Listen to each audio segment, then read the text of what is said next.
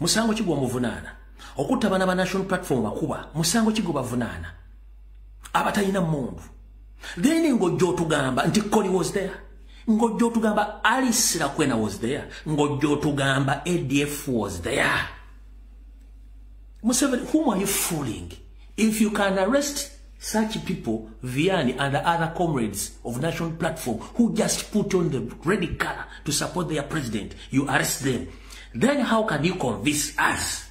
Alice Lakwena was there. Kony was there. ADF is there.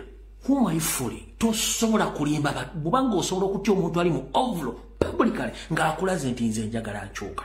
Whom are you fooling?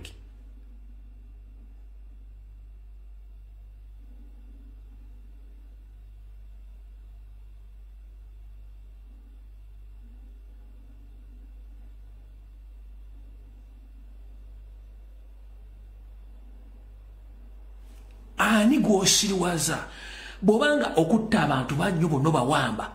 Ladies and gentlemen, njera bategeza nenda Lufenya erije mbadde mmanyi eri Jinja na Lufenya baji transferring limiti ya nancha anonya location yavaayo na Lufenya bajija bitundu bye Jinja elimiti ya neyo miti yana waliyo safe houses ndenda Lufenya giri kati na Lufenya limiti yana ninjera soka kubuza Museveni o convincing ote bana Uganda ndi bokwato mwana national platform gayamba de over oba convincing ote anti Kony yaliyo Alice Lakwena yaliyo ne ADF jeri. It is impossible tebiriyo mwerabira nnyo bye mulimba abantu bobo sobola okwato mwana national platform no menyo okugulu no munyiga ensigo amabere no gakubisa amasanyalaze no barepinga no basiyaga no basiga sirimu forcefully ogamba otyambo Kony jali ADF Alice Lakwena yaliyo tebaliyo.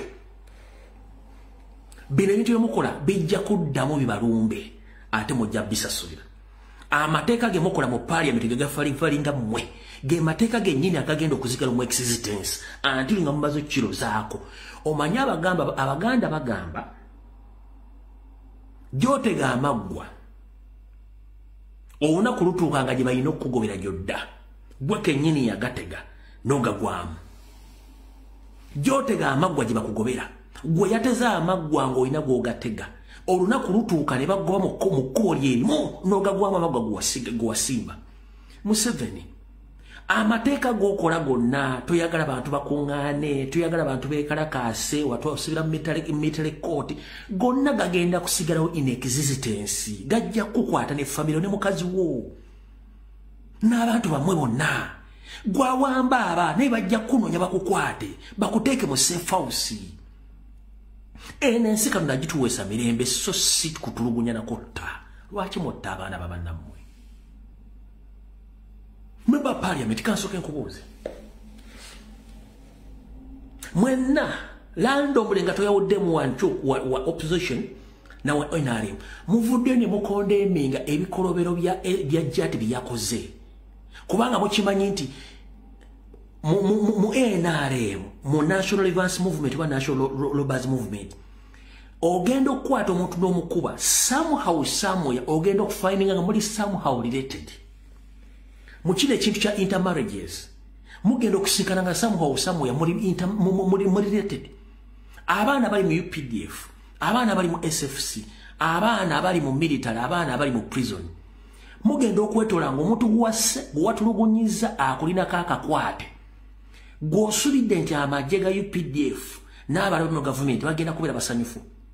Njolo bebaza mwena bayimiridde mu parliament ne mukonda emiga ebikola by'okuwamba n'okutta n'okuba abaana ba national platform. Kubanga somewhere somehow kijja kumaliriza nga gw'okirimu. Pyora bakuyita honorable, but you are not very special from the people you represent there. You still a victim and you a victim. You are safe in that office, in that parliament building. When you are out of that parliament, you are not safe. Nchiddamu, member parliament, toli wanjawulo nnyo ku baana bano abakulonda. Oli safe ng'oli mu parliament eyo. Ate during Museveni's regime, toli safe kubanga parliament bakajja invading emirundi esatu. Ne bakuba emiggo, ne babawambiramu ne bajjako n'amata. Tekitegeeza, temulira kye muli. Ensi yonna enyumirwa omuntu ng'oli mu nsi eyo gy'ozaalwa. Mmwe temanyi kye bayita kufuuka refugee mu nsi ngwira. Temanyi kye bayita kuyita kunoonya bubudamu mu nsi engwira.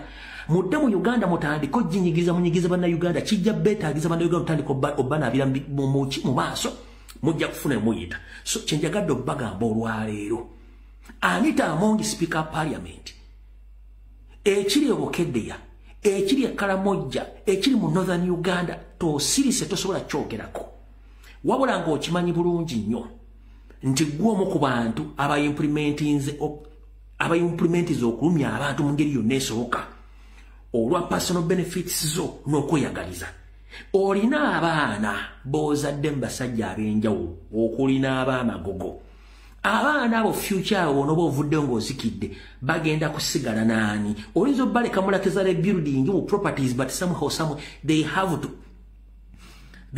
to join the public or the community to stay together tebagenda kubeera mu ggulu mubasimira musingi ki bagenda kusomera masomera galimu abaana abo mbonyabonyeza bagenda genda maduuka agalimu abaana abo mbonyeza bagenda malwaliro gegamu n'abaana mbonyabonyeza omusubira agenda kukolaki oba agenda kukolaki omwana wo Museveni goga nti abazzukulu n'abaana bali safe tebali safe gye mwatusindika okubonaabona mu diaspora gye tuli mu community mwetuli malwaliro mwetuli mu zi office mwetuli it is very easy for us to get your grandkids or your kids ne tubatuusaako obulabe naye kinaakoma ddi gwosuubire nti Uganda as well the entire Africa tugenda tambula ku bintu bya revenge mpaka ndigundi okoze ekintu kino naye ngenda kikola Africa erikulaakulana okuvaawo Uganda erikulaakulana okuvaawo kansoke kuzeema mabega mu 1962 Uganda ngefuna independence it was the will of Baganda to join that to join the entire Uganda to become one nation chiche bapeyinga Baganda obote chiapeyinga Baganda right now ne family obote ekyali casti eri bana Uganda era batandika okwekuba sime Baganda bacholi ne batandika simanyero balango simanyero bachapa dola ate no tugenze mu aminizi jimu nabo ne bekuba ene kati tugenze manya Rwanda tugenze tutandise buli muntu ayinako munne obukyayi temusobola kusinzira ku history mugamba ne kimala ati nsi tugizimbira ku bukyayi temusobola kitegeera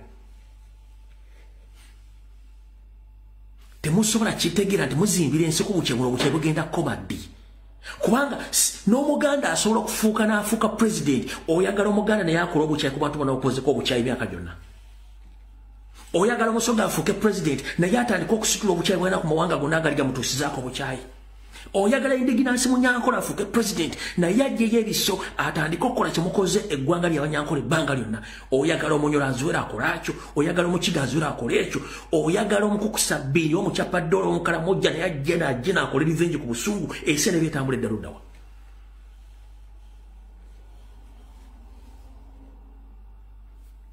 we mwagala ensi tugizimbiraawo Tumetujja okwogera ebigambo bino abaana bakambwe tetuli bakambwe kubanga we are trying to protect that nation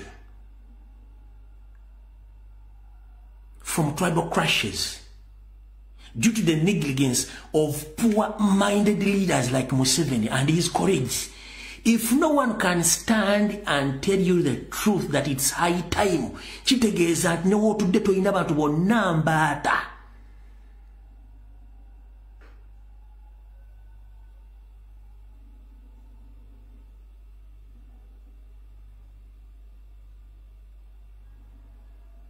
Obukulembeze seba bwaluberera buliko ebisanja. Ekyo njagadde nkiisewo nga ntandika video ekyo nkimaze.